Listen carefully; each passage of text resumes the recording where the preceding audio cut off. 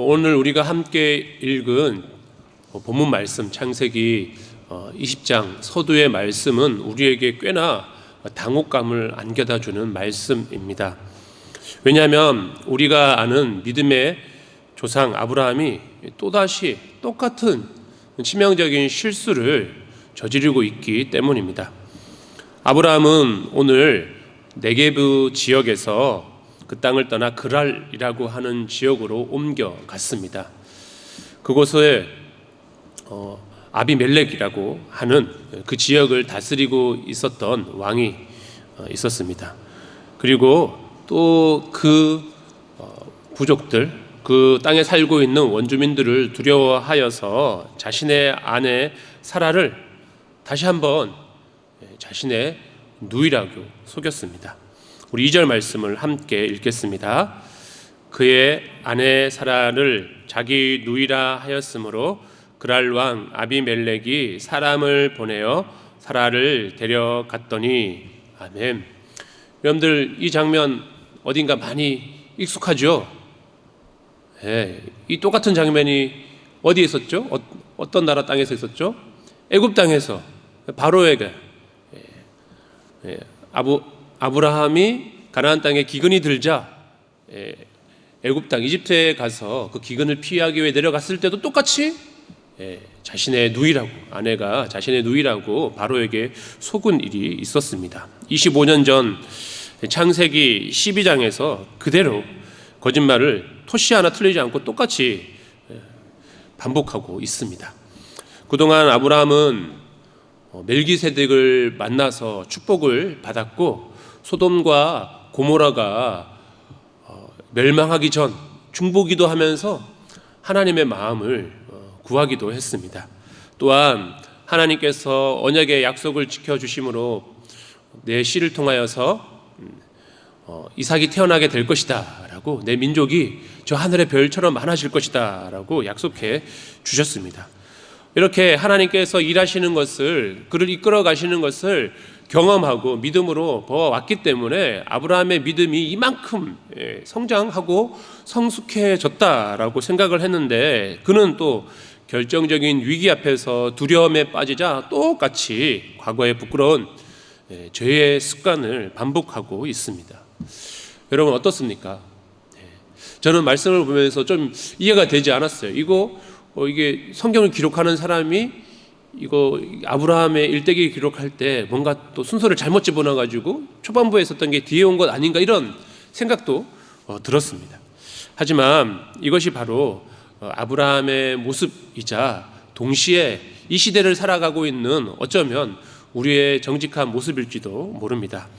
은혜를 받았다라고 고백하고 이제는 더 이상 예전의 내가 아니야, 나는 달라졌다라고 다짐을 하지만 삶의 자리에서 아주 작은 두려움이 나에게 다가오고 환경이 나를 막고 어렵게 하면 우리 역시 하나님을 믿고 따라가는 믿음의 사람임에도 불구하고 쉽게 과거의 무기력한 모습으로 되돌아가는 그 모습이, 그 아브라함의 모습이 나의 모습은 아닌지 돌아보게 됩니다.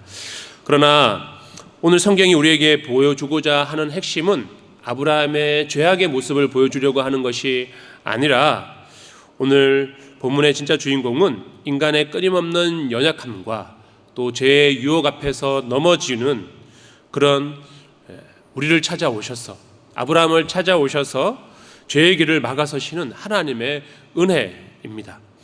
오늘 이 밤 우리의 무지함과 연약함 속에서 우리를 포기하지 않으시고 죄의 길을 막으시는, 우리가 죄의 길로 가려고 할 때 우리를 막으시고 다시금 돌이키시는 하나님의 은혜를 함께 나누도록 하겠습니다. 첫째로, 하나님께서는 우리의 연약함과 실패 속에서도 우리를 홀로 두지 않으시고 그 사건 현장으로 먼저 찾아오시는 분이십니다. 우리 주일날 말씀하셨듯이 하나님께서는 우리와 이제 늘 함께 하세요. 보혜사 성령 하나님께서는 우리 곁에 계시고 또 우리 안에 계셔서 우리가 어디를 가든지 우리와 늘 함께 하시고 우리의 모든 상황을 아시는 분이시기 때문에 우리를 떠나지 않으시고 매 순간에 우리와 함께 하시고 우리를 도우시는 분이십니다. 우리 본문 3절 말씀을 함께 읽겠습니다.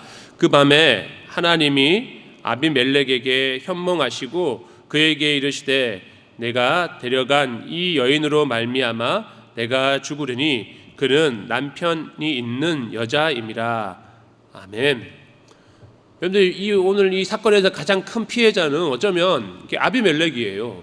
그는 이 사라, 이 여자가 아브라함이 누이라고 그러니까 결혼 안 한 여자인 줄 알고 그녀를 데리고 간 것입니다. 아브라함의 거짓말 때문에 그랄 왕 아비멜렉은 아무것도 모른 채 사라를 자신의 아내로 맞으려고 했습니다.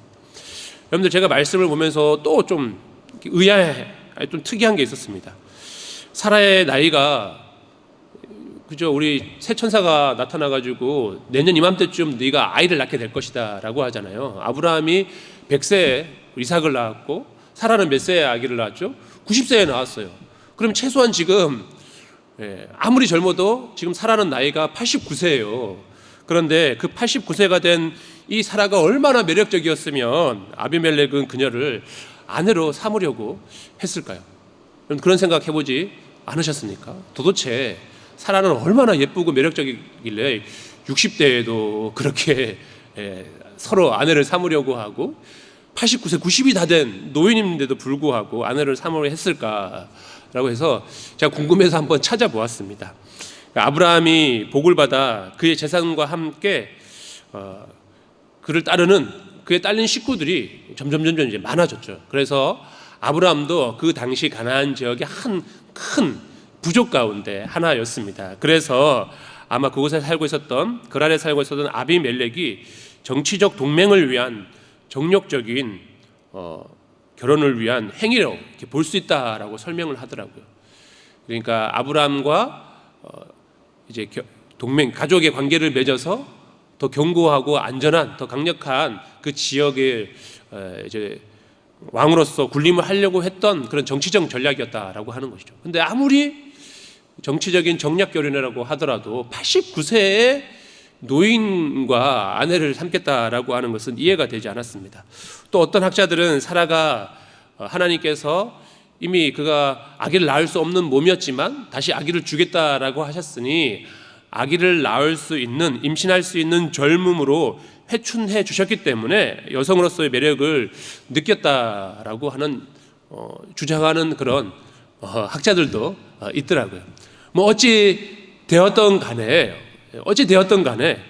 아브라함은 또다시 두려움 앞에서 사라를 자신의 누이라고 속이는 소위 찌질한 모습을 보였고, 이로 인하여서 아비멜렉은 죽음의 위기까지 처하게 되었습니다. 만약 이대로 시간이 흘러갔다면 아브라함의 가정도 파탄이 나게 되었을 것이고, 하나님의 언약, 사라를 통해서 이삭을 주시겠다라고 하는 하나님의 이 언약의 말씀도 깨어질 위기였습니다. 정작 사고는 아브라함이 쳤는데 이 문제를 해결하기 위해서 바삐 움직이시는 분은 여호와 하나님이셨습니다. 하나님께서는 아브라함의 죄로 인해 처절하게 무너지도록, 그가 죄를 지어서 그도 무너지고 가정도 무너지고 이 언약도 파기되는 것을 결코 원하지 않으셨습니다. 그 밤에 아비멜렉의 꿈속으로 직접 나타나셔서 그 문제를 해결하시기 시작하셨습니다. 이것이 바로 은혜입니다. 우리는 종종 내가 기도를 열심히 해서, 내 믿음이 좋아서, 내가 정신을 바싹 차려서 내 인생과 내 가정을 지켰다라고 생각할 때가 있습니다. 여러분들 돌이켜보면 아닙니다. 그렇지 않습니다. 내가 무언가를 열심히 하고 잘해서 나의 삶과 내 가정을 지킨 것이 아니라 우리가 무지하여서 죄를 짓고 두려움에 눈이 멀어 잘못된 길을 선택하고 있을 때 하나님께서 우리를 긍휼히 여기시고 불쌍히 여겨주셔서 우리를 지켜주시고 돌봐주시고 그 길에서 우리를 막아주셨기 때문에 우리가 여기까지 오게 된 것이지, 우리가 잘나서 그렇게 된 것이 아니라고 하는 것입니다.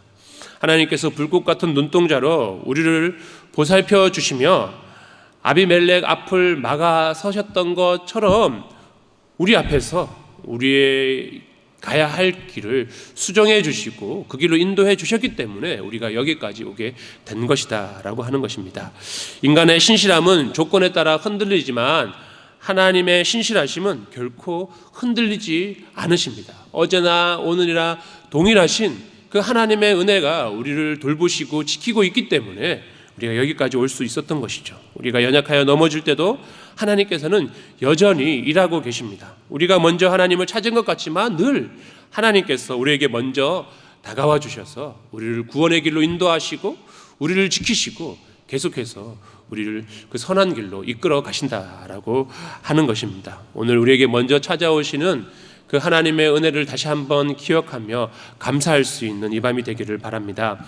두 번째, 더 큰 파멸로 가지 않도록 하나님께서 막아 주셨습니다. 우리 본문 6절 말씀을 함께 읽겠습니다. 하나님이 꿈에 또 그에게 이르시되 네가 온전한 마음으로 이렇게 한 줄을 나도 알았으므로 너를 막아 내게 범죄하지 아니하게 하였나니 여인에게 가까이 하지 못하게 함이 이 때문이니라. 아멘. 하나님께서는 범죄하지 않도록 결정적인 순간에 우리를 막아 서십니다. 하나님께서 아비멜렉에게 아주 놀라운 말씀을 하시는데요. 너를 막아 내게 범죄하지 아니하게 하였다. 내가 알지 못한 상태로 네가 범죄하려고 하였지만 내가 너를 막아서 범죄하지 못하게 너를 막았다라고 하나님께서 말씀하십니다. 아비멜렉은 억울했습니다. 자신은 아브라함의 누이라고 하니까 순수한 마음, 오늘 6절에 보면 온전한 마음이라 되죠. 내가 온전한 마음으로 이렇게 한 줄이라고 했는데 순수한 마음으로 그저 그 말 그대로 믿고 데려왔을 뿐인데 죽을 뻔한 위기에 처했기 때문입니다. 그래서 8절에 보면 여인을 가까이 하자는 아비멜렉이 주님께 이렇게 따집니다. 우리 8절 말씀 한번 그 중간에 있는 말씀 보여주겠어요? 8절 읽어볼까요? 시작. 주여 주께서 의로운 백성도 멸하시나이까 라고 하면서 아비멜렉이 억울한 거죠. 하나님께서는 공의로운 하나님이시라고 우리가 소문을 듣고 아는데 의인은 복 주시고 죄인은 멸하시는 분이시라고 우리가 소문을 들어 익히 알았는데 어떻게 하나님께서 내가 알지도 못한 상태에서 그런 일을 저지르게 저지르면 나를 멸하시려고 하십니까? 라고 하면서 의로운 백성도 멸하시냐고 하면 따져 묻습니다. 하나님께서도 아비멜렉의 억울함을 아시고 그의 순수한 마음, 온전한 마음을 인정해 주셨습니다. 그런데 거기에 멈추지 않고 그렇기 때문에 내가 너를 막아서고 내가 진짜 돌이킬 수 없는 죄를 짓지 않도록 보호해 주셨다라고 깨우쳐 주십니다. 여기서 너를 막아라고 하는 단어에 깊은 은혜가 있습니다. 아비멜렉이 죄를 지으려고 할 때 하나님께서 그가 죄를 짓지 않도록 막는 것, 아브라함이 실수를 저질렀을 때 그 실수를 인해서 죄악의 길로 가지 않도록 막는 것, 우리가 죄의 유혹에 다가오게 될 때 우리로 하여금 죄의 길로 가지 않도록 우리를 막아서시고 깨닫게 해주시는 그 은혜를 신학적인 용어로 어떤 학자는 하나님의 억제하시는 은혜, 보여주시겠어요? 하나님의 억제하시는 은혜 혹은 예방적인 은혜라고 이렇게 정의를 했습니다. 하나님께서 우리를 인도에 나아가실 때 우리를 보호해 주시고 지키시는, 우리로 하여금 죄의 길로 가려고 할 때 우리를 막아서서 그 길로 가지 못하도록 하는 그건 역시 하나님의 돌보심과 은혜라고 하는 것입니다. 인간은 가만히 내버려 두면 죄의 브레이크가 고장이 난 차와 같이 내 욕망대로, 내 감정대로, 내 두려움대로 질주하다가 결국 낭떠러지에 떨어질 수밖에 없는 그 존재가 우리 인간입니다. 가끔씩 이제 TV를 보게 되면 운전자가 미숙을 했든지 혹은 실질적으로 차량의 결함이 있었든지 모르겠지만 어쨌든 제어 장치가 고장이 났을 때 결국 그 자동차는 사고를 내거나 당할 수밖에 없습니다. 마찬가지죠.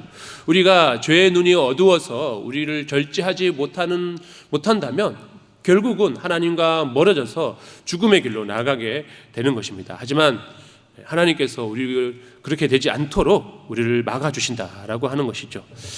성도 여러분, 우리의 삶을 돌아보십시오. 내 뜻대로 되지 않고 기도의 제목이 막혔던 적은 있지는 않습니까?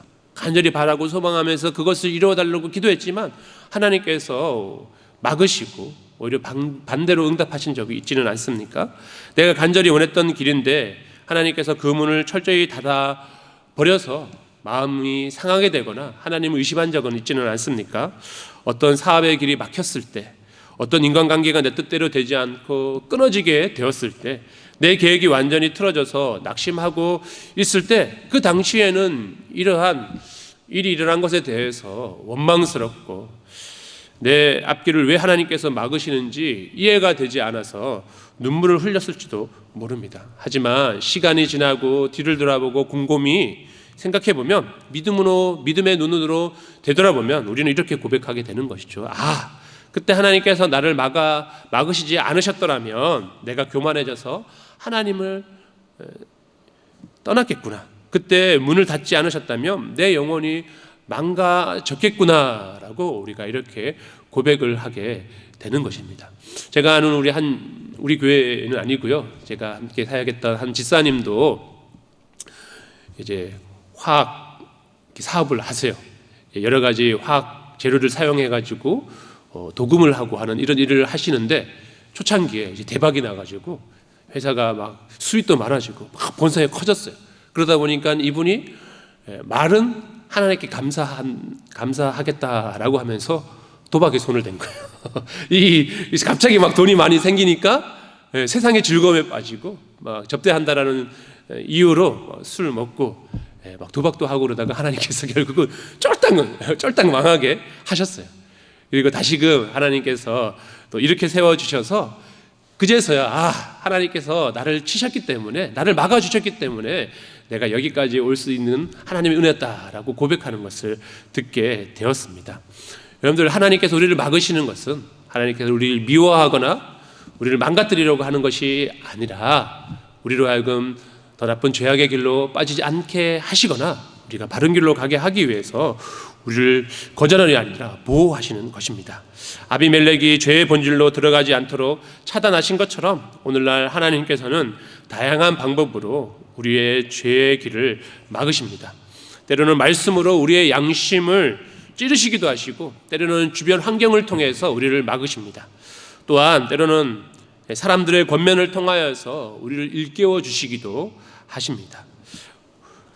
이 막아서는 은혜가 있었기 때문에 우리가 오늘날 이 자리에 믿음을 지키며 살아갈 수 있었다라고 하는 것입니다.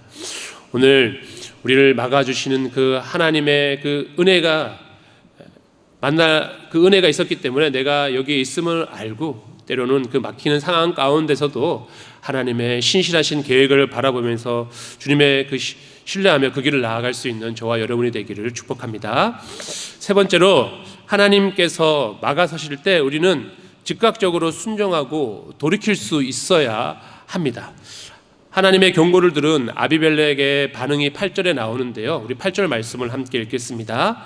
아비멜렉이 그날 아침에 일찍이 일어나 모든 종들을 불러 그 모든 일을 말하여 들려주니 그들이 심히 두려워하였더라. 아멘. 여기 보면 아비멜렉의 행동을 수식하는 중요한 표현이 있는데, 그것은 바로 그 아침에 일찍이 일어나입니다. 아비멜렉은 한 나라의 왕이었습니다. 하나님을 깊이 알지 못하는 사람이었습니다. 하지만 꿈을 통해 하나님의 경고와 메시지를 듣자마자 그는 지체하지 않고 아침에 일찍 일어나서 하나님께서 말씀하신 것을 준행하려고 움직였습니다. 해가 뜨자마자 아침 일찍 일어나 모든 종들을 소집하고 하나님께서 꿈을 통하여서 자신에게 말씀하신 그 두려운 이야기를 들려주었습니다. 그리고 즉시 사라를 돌려보낼 준비를 합니다. 여기에 오늘 우리가 배워야 할 영적인 교훈이 있습니다. 하나님께서는 내 삶에 브레이크를 밟으실 때 내 양심에 찾아오셔서 그 길은 아니다, 그 마음은 죄다, 그 감정은 가라앉혀야 한다라고 말씀하실 때 우리의 반응이 아비멜렉과 같이 즉각적이어야 한다라는 것입니다. 죄의 무서운 점은 지체할수록 합리화된다라고 하는 것이죠. 우리가 하나님의 말씀을 듣고 깨달았을 때 그 깨달은 것을 가슴에 품고 우리가 삶의 자리에 돌아가 바로 그 말씀대로 살려고 애쓰고 돌이키고 해야 하지만, 우리가 말씀을 들었음에도 불구하고 그것을 마음 안에만 감춰두고 우리의 행동으로 옮기지 않게 된다면, 여러분들, 하나님의 그 말씀이 희석되기 시작하는 것입니다. 이번 한 번만 하고 다음부터 안 하면 되지라고 하는 또 다른 유혹이 우리에게 찾아옵니다. 상황이 어쩔 수 없잖아. 하나님도 내 형편을 이해하실 거야 라고 하면 합리화. 나만 이러는 것도 아니고 남들도 다 그렇게 사는데 뭐 라고 하면서 우리의 마음이 점점 완악해져 가고 하나님의 말씀을 듣지 않으려는 불순종의 길로 꾸벅꾸벅 걸어가게 되는 것이죠. 이런 핑계와 지체함이 결국 우리를 깊은 죄의 구덩이에 빠지게 되고 우리의 영혼을 갉아먹고 점점 우리의 영혼이 메말라가게 만드는 것입니다. 이방 왕이었던 아비멜렉도 하나님의 이 엄중한 말씀 앞에 아침 일찍 일어나 반응했는데 하물며 하나님의 자녀여 피값으로 사신받은 우리 구속받은 성도님들은 하나님의 말씀 앞에 얼마나 더 민감하게 반응을 해야 할까요? 예수 그 십자가야말로 구원받은 우리에게 하나님께 말씀하실 때에 우리가 민감하게 반응하고 즉시로 행할 수 있는 그런 믿음을 소유할 수 있는 저와 여러분이 되기를 바랍니다. 예배를 드리다가 혹은 말씀을 묵상하다가 하나님이 막으시는 음성이 들린다면 그 자리가 아무리 유익해 보이고 또한 이 일로 인하여서 내게 피해가 오고 내 자존심이 상하는 일이다 할지라도 아침 일찍 일어나 돌이키는 결단이 저와 여러분의 있기를 간절히 소망합니다.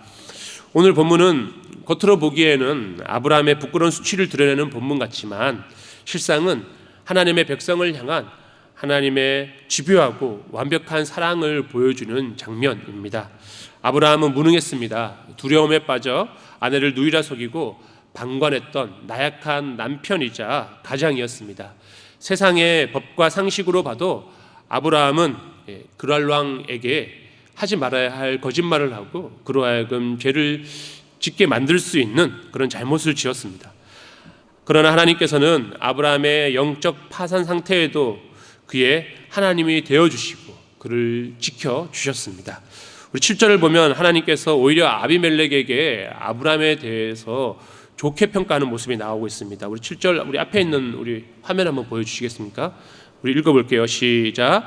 그는 선지자라 그가 너를 위하여 기도하리니 내가 살려니와. 아멘.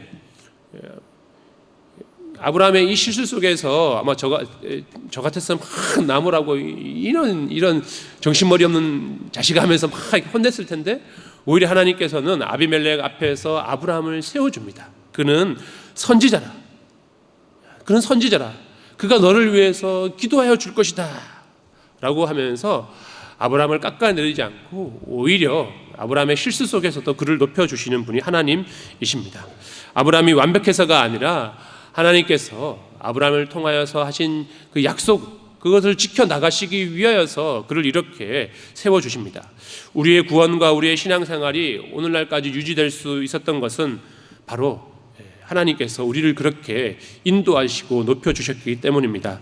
내가 똑똑하고 거룩해서가 아니라 내가 죄의 길로 걸어가려고 할 때마다 내 앞을 막아서고 환경을 막아서고 사람을 막아서서 마침내 하나님의 자녀다운 자리에 우리를 앉혀주셨기 때문에 그 하나님의 열심이 우리를 이렇게 세워주신 것입니다. 내 뜻대로 되지 않아 답답했던 내 삶의 거절과 막힘들이 사실은 나를 죄에서부터 지켜주시려는 하나님의 막아서시는 은혜임을 깨닫고 감사하는 저희 모두가 되기를 바랍니다. 내 삶에 고집을 부리며 하나님의 경고를 무시하고 달려가던 영적인 질주가 있다면 아비멜렉처럼 아침 일찍 일어나 즉각적으로 돌이켜 순종하는 영적인 민감함을 달라고 기도합시다. 죄의 길은 막으시고 은혜의 길을 넓혀주시는 신실하신 그 하나님을 의지하며 이번 한 주간도 주님의 손에 붙들려 승리하는 우리 할빈교회 온 성도님들이 되시기를 주님의 이름으로 간절히 축복합니다.